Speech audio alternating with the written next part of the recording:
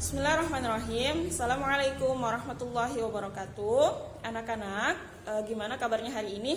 Semoga selalu dalam keadaan sehat ya.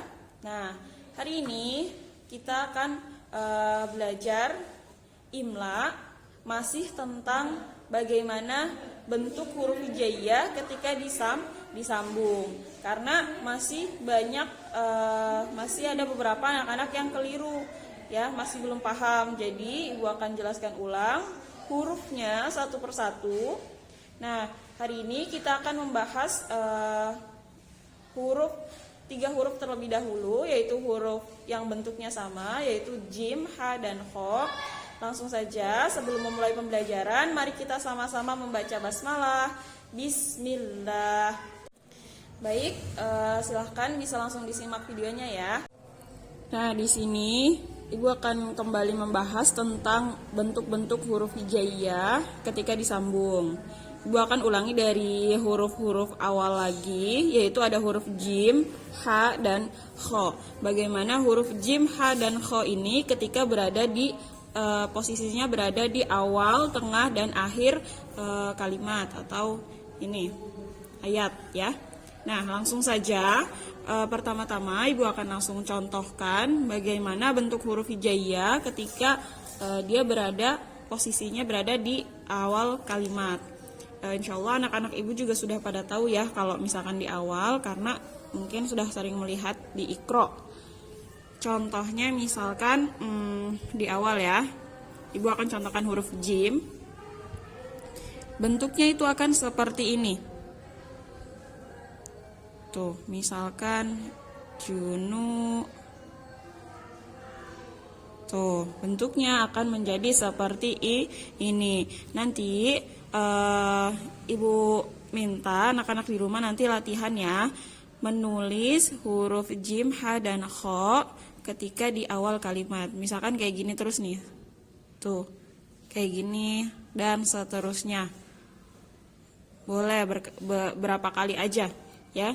Jadi ketika huruf jim, ha, atau kho berada di awal kalimat, maka bentuknya akan menjadi seperti ini. Mudah ya insya Allah ya. Tuh, ini cara penulisannya. Kemudian ketika berada di tengah kalimat, Ibu akan kembali contohkan. Misalkan huruf jimnya ketemu sama huruf ba misalkan. Nih, Ibu akan langsung contohkan. Misalkan wa'ajibu ya. Nih.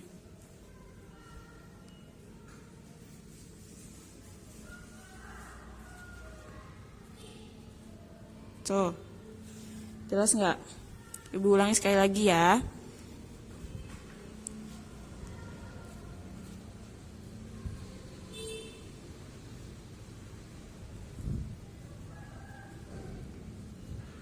Tuh, jadi kebanyakan ketika anak-anak menemui huruf ini di Iqra, bentuk yang seperti ini, itu kebanyakan masih mengira ini adalah huruf ba, padahal bukan. Kalau huruf ba itu seperti ini, jadi tidak ada tumpukan di atasnya. Jadi kalau misalkan ketemu huruf kayak gini, ada titik satu di bawah, itu bukan huruf ba. Yang di atasnya ada tumpukan seperti ini nih, garis numpuk. Nah, kalau ba itu tidak ada, dia polos seperti ini, kayak perahu aja udah ya.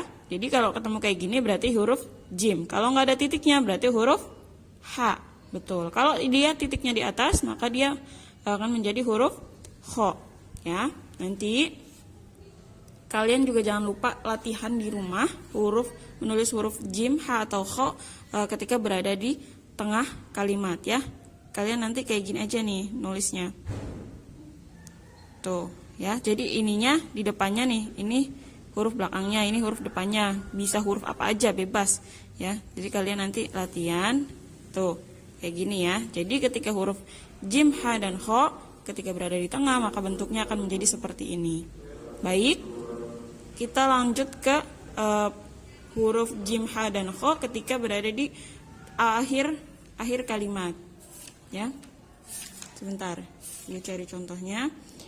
Ketika huruf jim, ha, dan kho berada di akhir kalimat, maka dia bentuknya akan menjadi seperti ini. Misalkan nasihun, ya.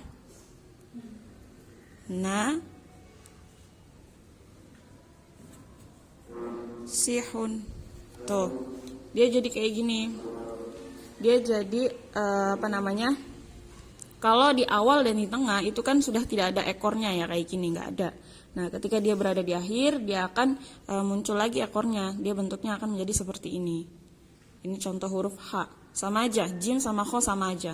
Jim tinggal ditambahin titik di sini, kho tinggal ditambahin titik di atasnya. Jadi, kalau misalkan di akhir kalimat dia akan bentuknya tetap seperti ini, ada ekornya, tapi di atasnya tetap ada tumpukan kayak ketika dia berada di tengah, ya. Jadi kayak gini tuh. Jadi ininya huruf apa gitu depannya. Ya, nanti kalian latihan juga, tolong agar paham dan terbiasa, dan ketika membaca Iqra juga nggak bingung. Nah, contoh lagi, misalkan anak-anak ketemu huruf yang seperti ini di Iqra. Nah, masih banyak yang mengira kalau ini itu ba, padahal ini itu ja tuh, ya. Contohnya seperti ini. Fajarahu, ya. Kalau ja, ha atau kho dia berada di tengah, maka bentuknya akan menjadi seperti ini, ya. Tuh. Ibu akan mencontohkan bagaimana cara menulisnya. Misalkan fajarahu, ya.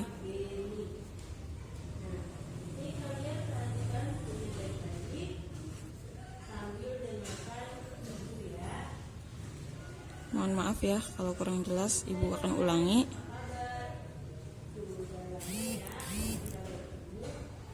Tuh. Fajarahu, ya. Jadi dia itu ada garis tumpuk di atasnya. Nah, kemudian ini nih, banyak yang masih bingung ya. H ketemu sama alif. Misalkan H ketemu sama huruf alif. Maka dia akan menjadi seperti ini bentuknya. Ibu akan langsung contohkan ya. So, tuh, ya. Lihan. Jadi kalau huruf H ketemu sama alif, maka dia bentuknya akan menjadi seperti ini. Ada contoh lagi nih, sama tuh. Laha, dan dia dibacanya panjang. Lahafidin. Ingat-ingat ya. Kemudian ada lagi nih. Ini bentuk huruf-huruf H ketika berada di belakang, ya. Dia tetap punya ekor, tapi di atasnya ada tumpukan, bentuk garis tumpuknya. Ya. Paham sampai sini? Alhamdulillah, semoga apa yang Ibu Maryam sampaikan anak-anak di rumah paham ya. Tugasnya adalah mencari contoh huruf H yang posisinya di depan, tengah, dan belakang, mencari masing-masing 2. Misalkan nih, yang di depannya H depan, 2 contoh. H yang di tengah, 2 contoh. Dan H yang di belakang, 2 contoh. Nyarinya di mana, Bu? Di Iqra, bebas. Mau Iqra berapa aja? Iqra 1, 2, 3, 4, 5, 6, bebas. Mau di Iqra berapa aja. Ya, contohnya masing-masing 2. Jadi jumlahnya berapa? 6. Nanti tolong disetorkan hasil tugasnya biar ibu gurunya bisa melihat anak-anak sudah sampai mana perkembangan menulis huruf hijaiyahnya, bersambungnya gitu loh. Jadi biar bisa dikoreksi lagi nanti kurangnya di mana. Kurang lebihnya Ibu mohon maaf. Mari kita sama-sama tutup pembelajaran hari ini dengan membaca hamdalah. Alhamdulillah. Membaca doa sudah belajar. Subhanaka Allahumma wa bihamdika asyhadu alla ilaha illa anta astaghfiruka wa atubu ilaik. Assalamualaikum warahmatullahi wabarakatuh.